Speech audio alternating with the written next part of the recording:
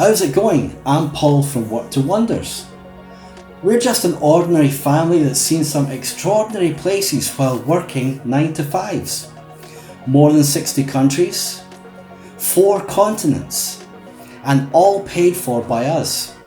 Stick around and we'll show you how you can turn your annual leave into the adventure of a lifetime. Join the journey, hit that subscribe button, and let's go. To Paphos in the Mediterranean nation of Cyprus. I'm not going to review the flight. I don't want to be another bloke in an airplane toilet with a camera. There just isn't room. Besides, our in-flight catering was from Brits. Why? Because it's cheaper and I'm Scottish. We started our visit at Paphos. It is indeed Paphos. It's right next to the harbour bus station. Its spectacular mosaics are the real highlights of this UNESCO World Heritage Site. They date back to the 2nd century and are among the finest examples in the world. Look at the quality and the craftsmanship. They are simply exquisite. Although you do secretly hope your wife doesn't get ideas for expensive floor coverings. The archaeological park, as you can see, is quite something.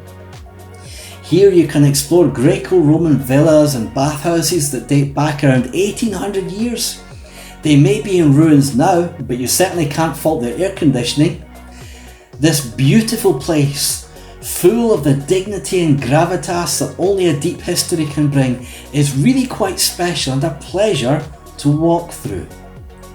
Also, it's nice to have your child point at something that isn't you and say, "Man, that's so old." You quietly hope she doesn't ask you if you were around when they built it. And now we'll head away from the deep history of Paphos to something a little more contemporary.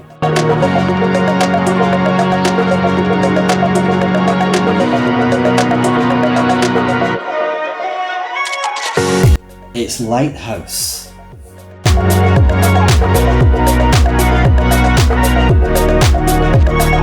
From here you can see a wonderful vista of the city and the bay below. It really is quite something and well worth the walk. Like the lighthouse light? You'll be beaming. From here we went to a place we were dying to see, the Tomb of the Kings. So great they even named a bus station after it. Lacking in dead bodies, kings, or even whoever they've got to play Lara Croft, you don't feel at all conned. This is still a deeply impressive place to explore. The darker shoulder season sky made it even more atmospheric, although far from creepy. This former des rest for the wealthy departed is a great place to visit if the beach is not your thing, or if it's a tad too windy to get a tan. The entrance is good value too, just €2.50, which, to shelter from the wind and a passing shower and to contemplate your own existence, is actually pretty good value. Even if a late night on Sauchiehall Street in Glasgow will give you all 3 for free. From the dead, we now head to the living at Paphos Bay. This is a pleasant enough area with overpriced restaurants close to an overpriced castle. It's basically Edinburgh by the sea. However, if you stick to the shore and walk eastwards along the bay, you will get an increasingly better deal. Trust me, I'm Scottish. Good morning from the balcony of our hotel in Paphos, Cyprus. Yesterday we spent the entire day looking at a bunch of historical ruins, which according to my daughter happens every time she goes anywhere with her parents. But today we're going to a place that we can honestly say is completely gorge. The Avacas Gorge to be precise. See you there. We first visited some pretty nice sea caves. This ship is the Edro 3, Norwegian built, Sierra Leone flagged. It's proof that not only Brits get wrecked in Cyprus. After this, we saw the Church of St George at Cap St George, where he has the naming rights on more than just this church. This is the Church of St George. Magnificent, isn't it? It's the new Church of St George, next to the old church of St George, the gift shop of St George, and the public toilets of St George. You can't miss it. And in the distance you can see St George's Island. This naming things after St George, it does kind of drag on a bit, don't you think? St George's Island, between St George's Buggy and St George's Buggy. Before my humour-made St George Cross, we head to the magnificent Avacas Gorge. This entirely natural, more than ancient attraction is not open all year round for safety reasons, but is definitely worth hiking.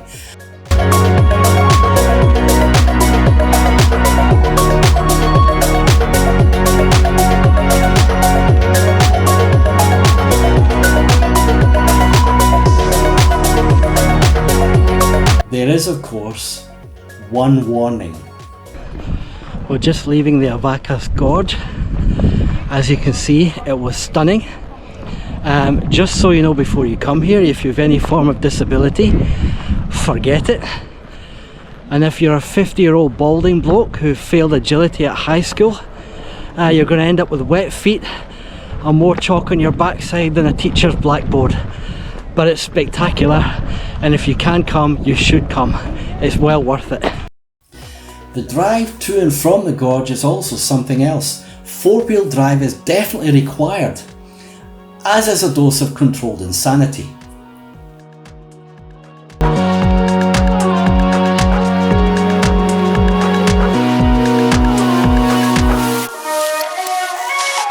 The roads do get better though. The driving, well, I'll let you be the judge. From here our tour took us to see some donkeys. Cute, aren't they? They're known for their grumpy stubbornness. I'm just glad that my family didn't ask if I was on the correct side of the fence. From there we went to Aphrodite's baths, where we admired her waterworks and our guy's disembodied arm. What some people will do for a slice of YouTube fame. Just to make sure that our day was not a dead loss, on our return to Paphos we took a peek at this place, the catacombs.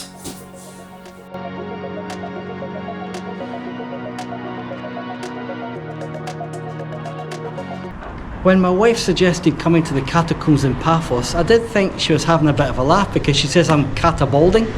Anyway, I have to say this place is pretty cool, not just for the dead but also for the living, and there's a shopping mall nearby, so you know we now know where the zombies shop. Anyway, you ought to pay this place a visit, it's absolutely fantastic. Yes, I know my jokes are so bad that even I had to walk away for a break.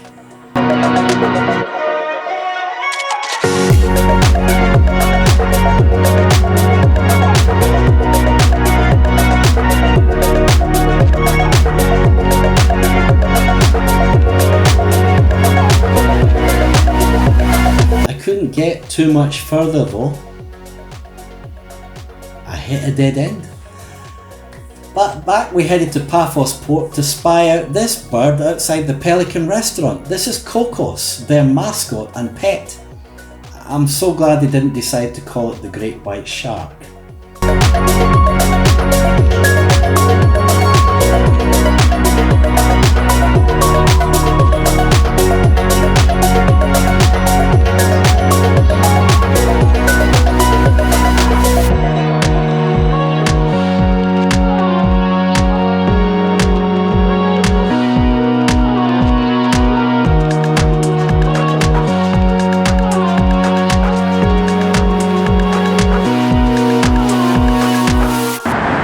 We weren't 100% sure that we would, but actually, I think we do. Good morning, it's day 3 of our holiday here in Paphos, Cyprus. If day 1 was all about ancient relics, and day 2 was all about gorgeous George and a gorge, day 3 is all about Aphrodite, because according to the locals here in Cyprus, she rocks, and we're about to find out why. It's unfortunately the last full day of our holiday here in Cyprus. Do I get an ah? Yeah, right. Anyway, let's go and see what this Aphrodite's rock is really all about.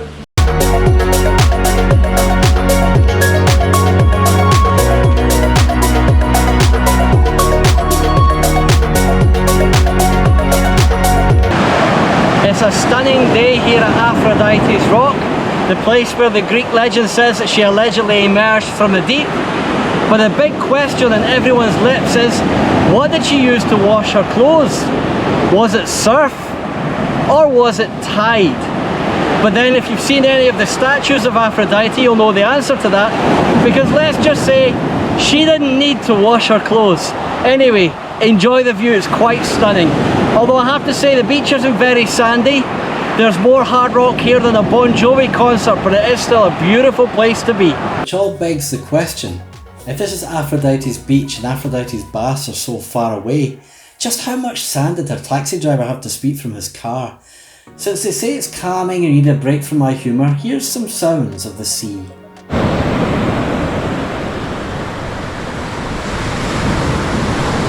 If you need to go to the bathroom, just pause the video.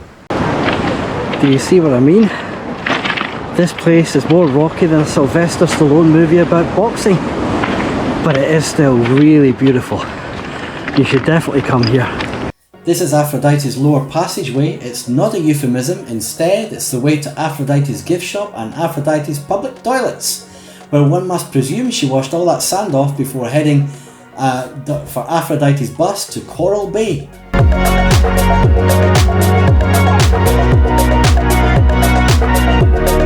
For those of you who are British, check this out. We have an ice cream van. We have a brown sand beach and we have rolling waves. It could be anywhere in Britain except for one thing. The sun is shining and it's actually warm. Welcome to Coral Bay. It might sound like a cheesy soap opera from the 1990s, but it is actually pretty nice. Maybe you should pay this place a visit too.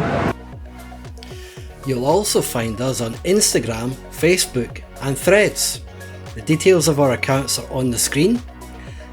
However, I think these are the best tweets you'll ever hear from us.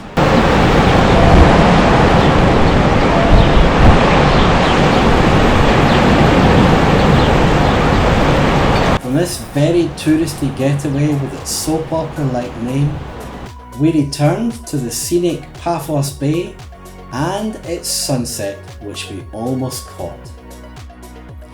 Our flights were with EasyJet, as you might have noticed. Our hotel was a Basilica Resort Hotel. It wasn't luxury, but did the job, and was strategically located next to Sklaventides, which I now know to be a supermarket and not a medical condition.